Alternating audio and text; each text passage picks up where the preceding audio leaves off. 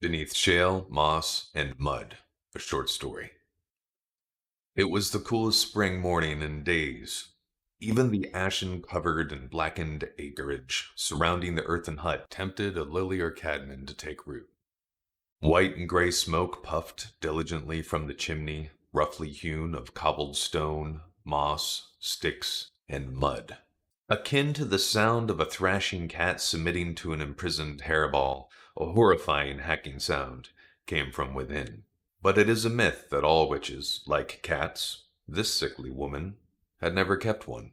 Outside, from the puckering soft pea green of the baby oak leaves and crisscrossing limbs of the forest, approached a horse.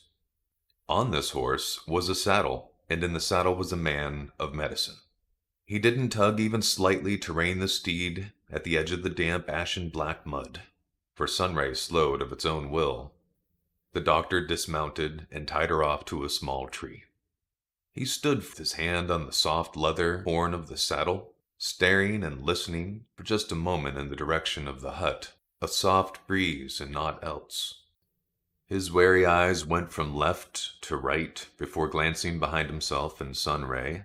He removed a satchel from his ride and gave her a gentle smack on her golden rump.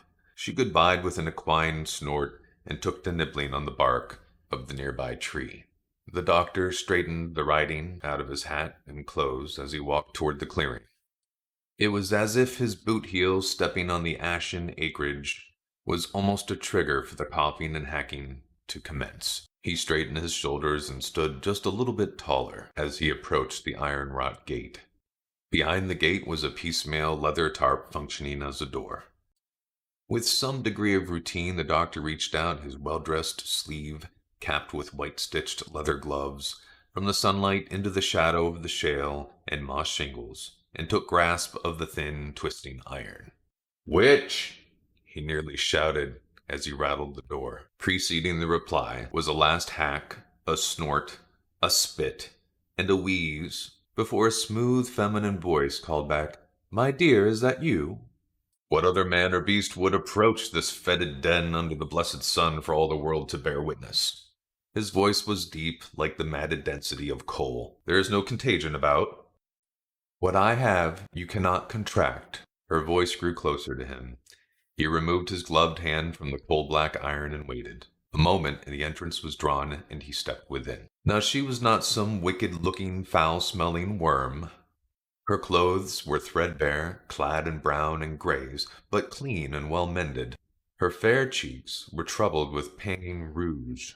A blanket rested over her shoulders like a shawl. "Halasarisma, welcome!" With her back to him, she weakly stepped to an old stump that served as a table in the center of the room. She leaned heavily on the table with one arm. She made as if she were arranging the dried herbs, wooden cups, bowls, pestles, scrips, jars, and bits of food. But while doing so, she grabbed 3 very specific stones and held them tightly in her grip. He did not see. "I am weak and have lost the energies to heal. Only from a moment's glance I can see you are flush and sweating. You have a wheeze in your chest, and dragon's throat for sure. Your eyes are puffy, your nose is a run, and I can't be certain without closer examination, but it seems the glands of your throat are swollen too." As he gave this litany of symptoms, he stepped toward the same stump in the center of the room, so he might have some light of the hearth and see into his satchel. She barely looked over her shoulder as he got close. "And my hair," she said with a puff, and moved to the bed to return to her rest. The bed was little more than a single framed cot, but there were layers of autumnally colored cloth, blankets, and pillows. He ignored her attempt at humor and removed a glove. His attention went to the contents of his satchel once again. Within were the tools of his doctoring trade, various sharp knives, vials, packets of powders, a small and clean steel saw, spoons of varying sizes, rolls of white cloth, a small block of soap wrapped in wax paper, and 2 corked bottles, each with a cardstock label tied tightly with twine. On the first bottle, which was in the general contents of his bag, was the label "Witch." He took the bottle between his forefinger and thumb, turned it over once, looking very intently at the clear contents. Your boy interrupted me whilst having tea at India's general store after attending to India's wife. Tea, her voice less smooth now, is that what you gentlefolk do to pass the time? A more savory pastime than dancing nude with the fairies of Elmwood. His hand went to a smaller compartment within his bag while talking. She guffawed at him, ending in a hacking fit. The Zania have not tended to the wilds and the spans outside Acacia since you and I played on Trell's farm, and our elders built the school. Yet I still find company among the plants and sounds of nature.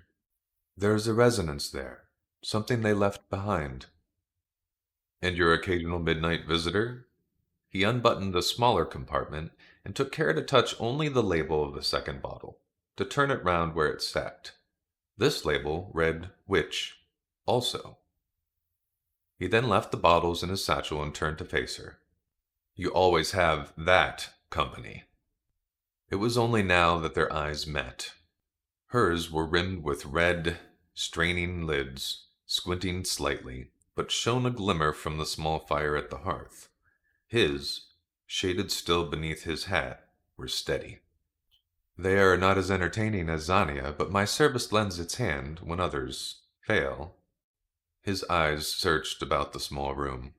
He had to hunch slightly as to not dirty his hat on the shodden, drooping roof. And there in the corner between her bed and the hearth hung a quiver. In it were not arrows, but rolled scrolls of paper and a few dried sunflowers, heavy heads on weak stems.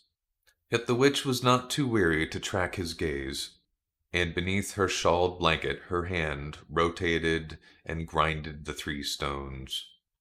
Safe and sound until Sean reaches of age. Lending me your research was so generous. I hope it is not a great disposition. I honor my agreements. Their faces flushed simultaneously. How is the missus? She lay back into her pillows with a sigh. His eyes narrowed for but a moment before deciding to move on. As to your condition, I must consult my notes before mixing a powder. She offered no response. Are there any other symptoms I should know about? He half listened to the remaining details of her sickness, but his eyes were drawn again to the quiver. Leaning closer to the hearth to allow the light to reach his journal, he heavily weighed his options and remedies. The lull in the conversation allowed the witch to loosen her grip on the 3 stones and close her eyes. One stone loosened to the point that it fell into the folds of the bed and disappeared into the oranges and browns. A second stone rolled to the floor with a thud, but the man failed to notice. Perhaps it was disguised by the crackling of the fire. He closed his book and returned to the stump, looking once again into the contents of his bag. His polished boots cried out a shy squeak. I came to you in good faith, doctor, as you came to me when your wife's fetus was bent, she croaked beneath her closed eyes.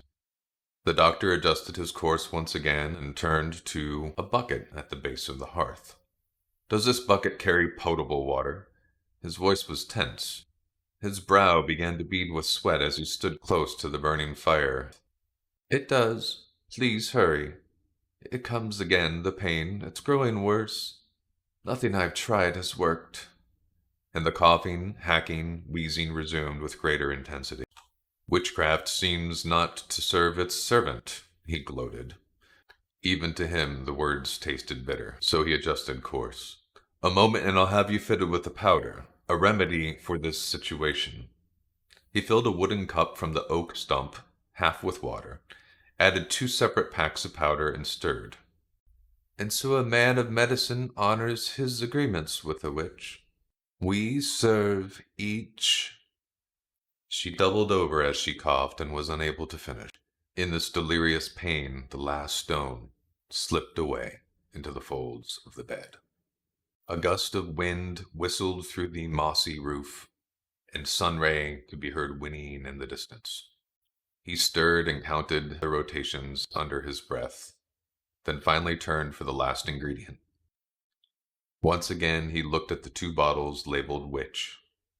He paused and took a breath as she strained to gain hers.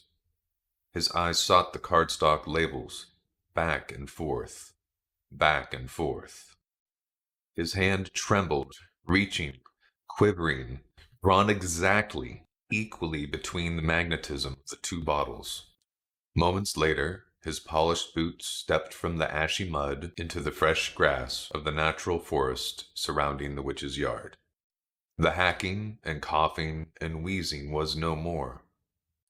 Dr. Charisma mounted the golden horse and rode back into the forest. Sunray's pounding hoofbeats lost themselves in the whispers of the warming spring day.